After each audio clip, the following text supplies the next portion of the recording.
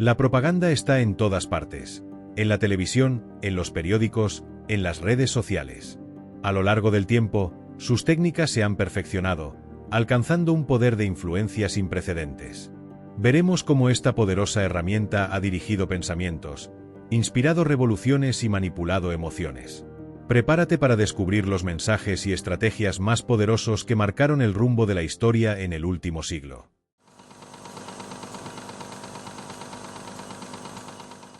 Edward Bernays, considerado el padre de las relaciones públicas, fue el primero en analizar la propaganda moderna como un instrumento de control social. Bernays, sobrino del renombrado psicoanalista Sigmund Freud, se inspiró en los descubrimientos de su tío sobre el subconsciente para desarrollar técnicas de manipulación masiva. En su libro Propaganda, de 1928, Bernays escribió: «Somos gobernados, nuestras mentes son moldeadas, nuestros gustos formados y nuestras ideas sugeridas en gran medida por hombres que nunca hemos oído mencionar». Un experimento real de Bernays fue pionero en el uso de la propaganda para cambiar percepciones sociales. Consciente del poder de los símbolos, Bernays vinculó el acto de fumar con la independencia y la libertad femenina. Contrató a mujeres para que fumaran públicamente en un desfile, en un momento en que el tabaco era visto como un hábito masculino. Así, Bernays consiguió que el cigarrillo se percibiera como un símbolo de emancipación, incrementando notablemente las ventas de tabaco entre mujeres y marcando un antes y un después en la publicidad dirigida al público femenino. A continuación, exploraremos los 10 ejemplos más impactantes de propaganda del siglo XX. Número 1. La propaganda en los westerns de Hollywood. Durante décadas, el cine western de Hollywood proyectó una imagen distorsionada de los nativos americanos, presentándolos como enemigos despiadados y salvajes. En esta narrativa, los colonos y vaqueros representaban la civilización y el progreso, mientras que los pueblos indígenas eran los malos de la historia. Esta propaganda fue clave para lavar la imagen de la expansión estadounidense y justificar las guerras y desplazamientos que afectaron a las comunidades indígenas. Películas de esta época reforzaron estereotipos que moldearon la percepción popular, dejando una profunda huella en la cultura. Número 2. Joseph Goebbels y la propaganda nazi.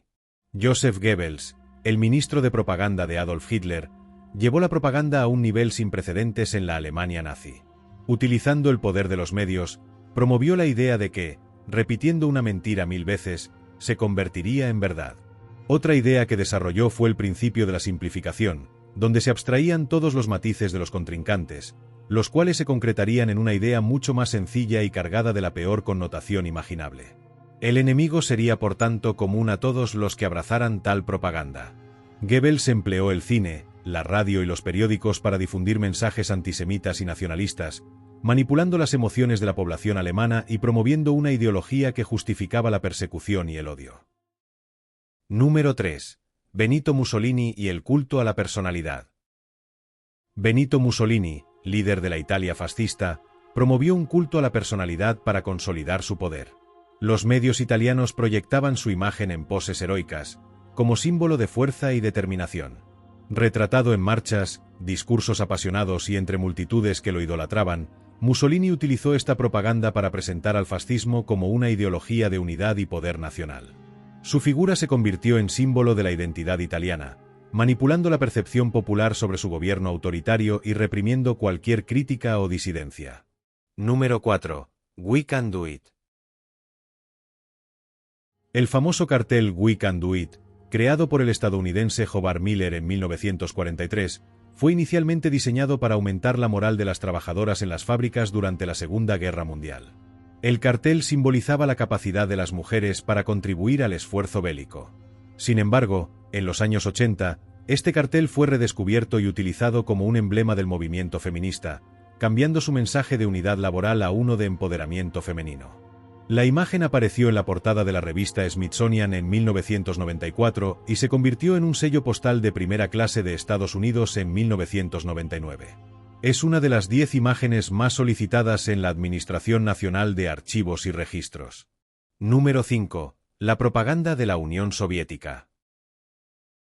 En la Unión Soviética, la propaganda era omnipresente.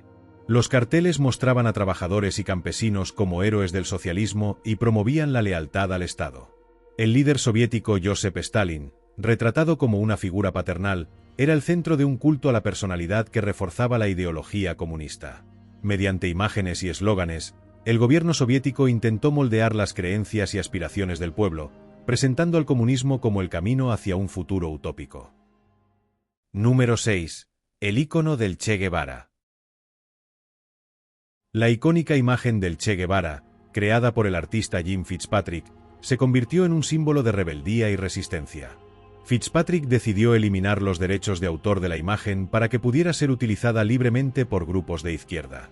Inicialmente, la imagen fue adoptada por movimientos de izquierda en América Latina, pero durante las protestas estudiantiles en París en 1968 y la resistencia contra la guerra de Vietnam, el póster del Che se volvió omnipresente. Número 7. Cuando los talibanes eran los buenos. En la década de 1980, Hollywood ya era una herramienta de propaganda para influir en la percepción del público estadounidense sobre conflictos en el extranjero. La película Rambo 3, protagonizada por Sylvester Stallone, muestra a los talibanes como héroes y luchadores de la libertad contra la ocupación soviética en Afganistán.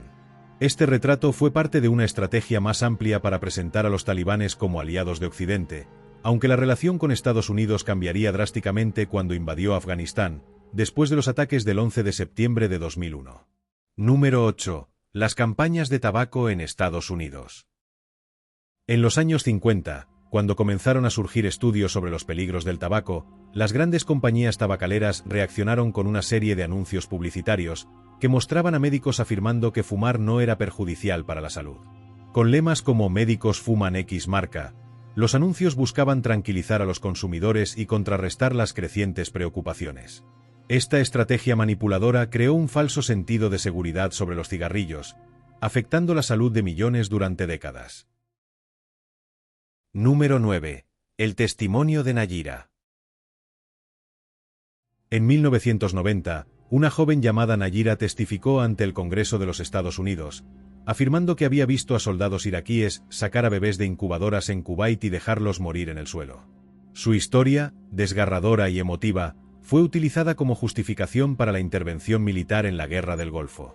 Años después, se descubrió que Nayira era en realidad la hija del embajador kuwaití en Estados Unidos, y que su testimonio había sido parte de una campaña de relaciones públicas dirigida por la firma estadounidense de relaciones públicas Hill & Knowlton para el gobierno de Kuwait.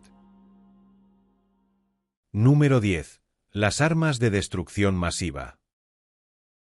Previo a la invasión de Irak en 2003, el gobierno de Estados Unidos afirmó que Saddam Hussein poseía armas de destrucción masiva, un argumento crucial para justificar el conflicto. Uno de los momentos más simbólicos fue cuando el general Colin Powell, ante la ONU, mostró un pequeño vial que supuestamente contenía anthrax, representando la amenaza de un ataque químico. Años después, se reveló que no había evidencia concluyente de dichas armas, lo que llevó a cuestionamientos sobre la legitimidad de la guerra y la credibilidad de las autoridades.